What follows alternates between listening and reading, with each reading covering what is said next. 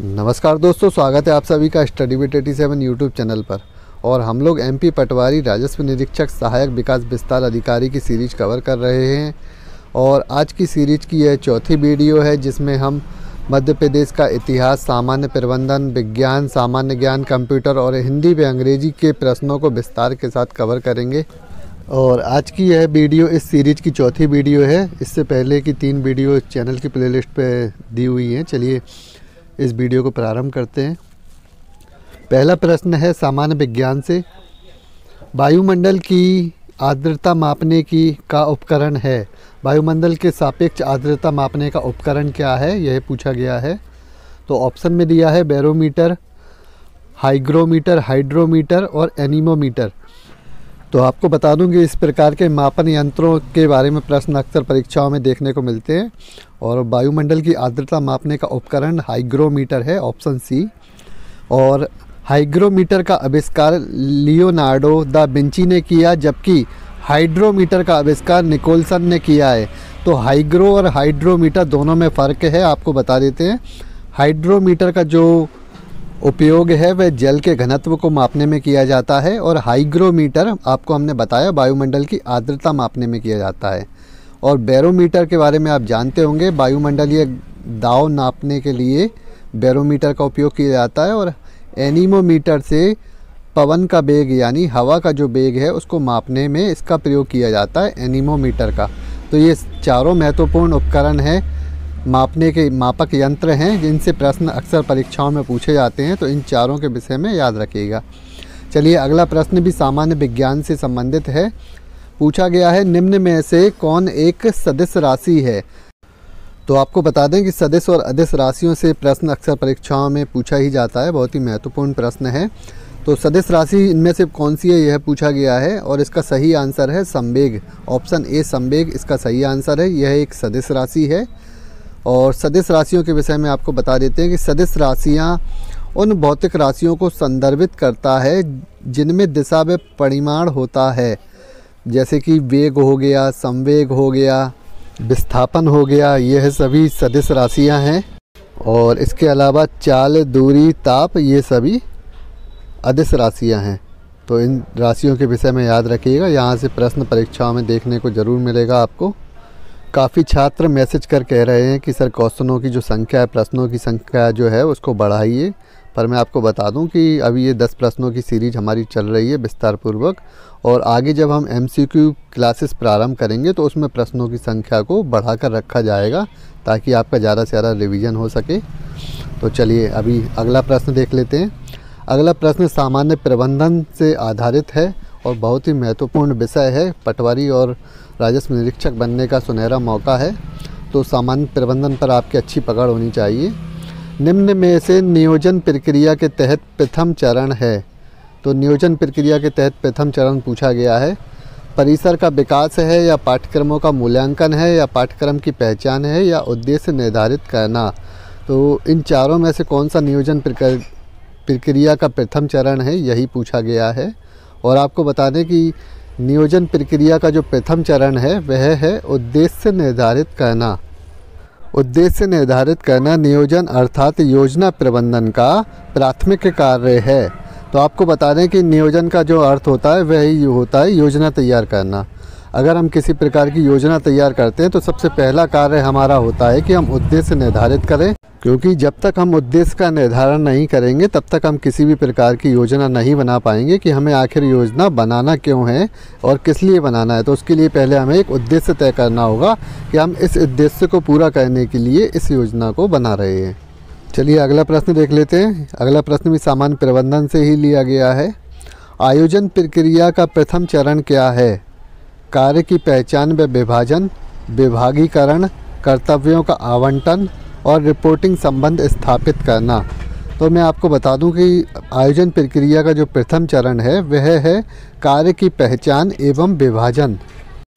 प्रबंधन की आयोजन प्रक्रिया में दूसरा चरण विभागीकरण और तीसरा चरण कर्तव्यों का आवंटन है।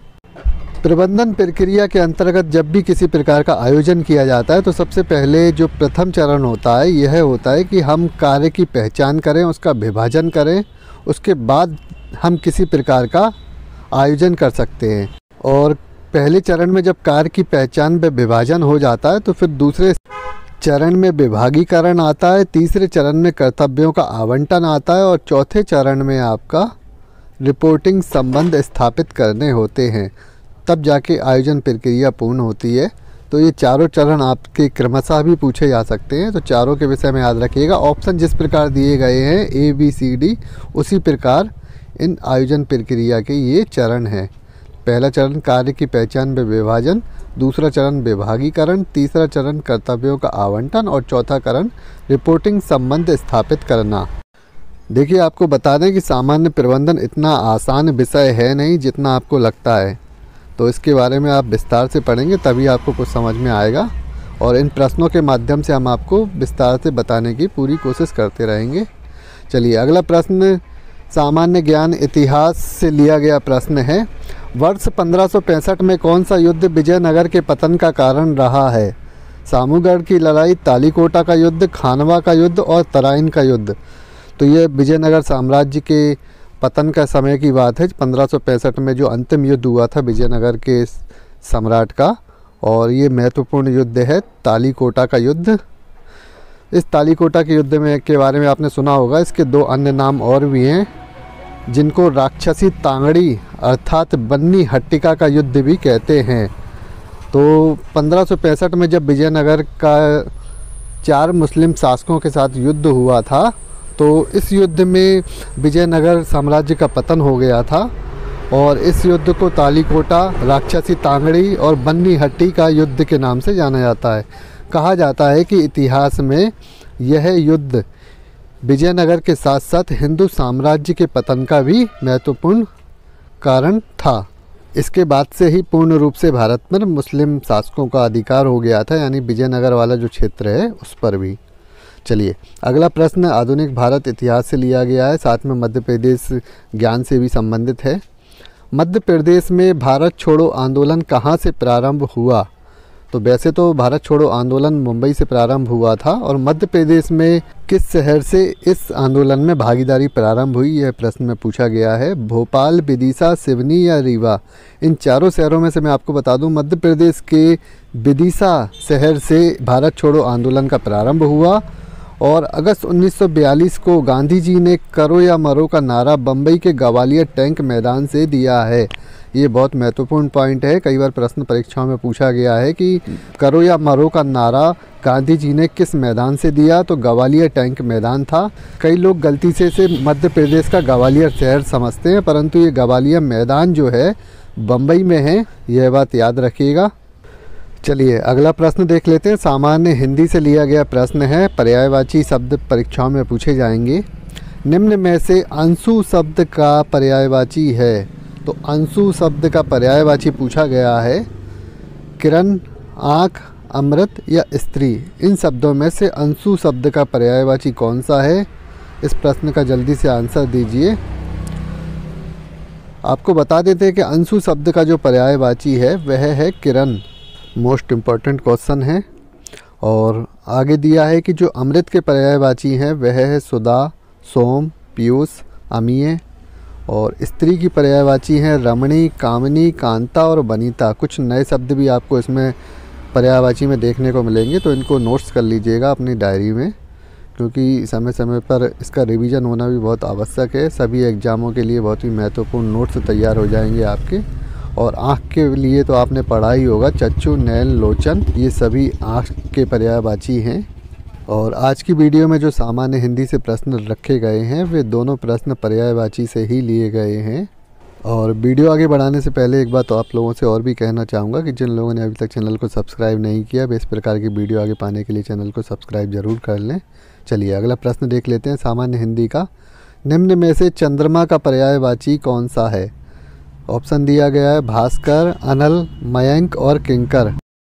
तो आपको बता दें कि जो भास्कर है वह सूर्य का पर्यायवाची है, अनल आग का पर्यायवाची है, किंकर सेवक का पर्यायवाची है और मयंक जो बचा हुआ है वह चंद्रमा का पर्यायवाची है। चलिए, भास्कर के अन्य पर्यायवाची भी देख लीजिए। भास्कर के अन्य पर्यायवाची में है सूर्य, दिनकर, सविता। सविता आपने नया शब्द सुना होगा या काफ़ी कम देखने को मिलता है, तो इसको ज़रूर याद रखिएगा। और अनल हमने आपको बताया था अग्नि का है, पावक का है, हुतासन का है और शुचि का है। अग्नि के ये दो पर्यायवाची हुतासन और शुचि याद रखिएगा, ये आजकल परीक्षाओं में पूछे जा रहे हैं। और किंकर का हमने आपको बता ही दिया, किंकर यानी सेवक, नौकर, दास, ये सभी किंकर के पर्यायवाची शब्द हैं। ये अगला प्रश्न कंप्यूटर विज्ञान से संबंधित है। निम्न में से सबसे पुरानी कंप्यूटिंग डिवाइस है। तो पहला दिया है स्लाइड रूल, दूसरा अबेकस, तीसरा कैलकुलेटर और चौथा दिया है सेक्टस। तो इसमें से जो सही आंसर है वह है अबेकस। अबेकस के बारे में आपने नहीं सुना है तो आपको बता दें कि सबसे पुराना कंप्यूटर और सबसे सरल कंप्यूटर अबेकस को ही माना जाता है। और आगे दिया है कंप्यूटर के जनक चार्ल्स बेबेज हैं, जबकि आधुनिक कंप्यूटर के जनक एलन ट्यूरिंग हैं।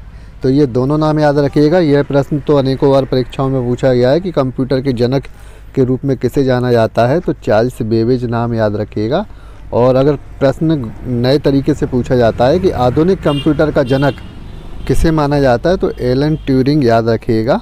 बहुत ही महत्वपूर्ण प्रश्न है। और जल्दी से चलिए कमेंट करके बताइएगा कि इंटरनेट का आविष्कार किसने किया है।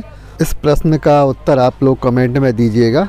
चलिए अगला प्रश्न देख लेते हैं। सामान्य अंग्रेजी से लिया गया प्रश्न है, फाइंड द सिनोनिम वर्ड। तो मोरोस जो शब्द लिखा है इसका आपको सिनोनिम वर्ड बताना है। और सिनोनिम वर्ड का अर्थ होता है पर्यायवाची शब्द, यानी एक समान अर्थ वाले शब्द। तो पहला ऑप्शन दिया गया है ब्यूटीफुल, दूसरा डिलाइटफुल, तीसरा फेथफुल और चौथा मॉर्नफुल। तो इसका जो सही उत्तर है मॉर्नफुल, ऑप्शन डी है। और मोरोस शब्द का जो अर्थ होता है वह होता है उदास या उदासी। तो मोरनफुल का जो अर्थ होता है वह शोकाकुल होता है। तो कहीं ना कहीं ये दोनों सिनोनिम वर्ड हैं। और फेथफुल के बारे में आपको पता है विश्वसनीय होता है। डिलाइटफुल रमणीय यानी आनंद से भरा हुआ।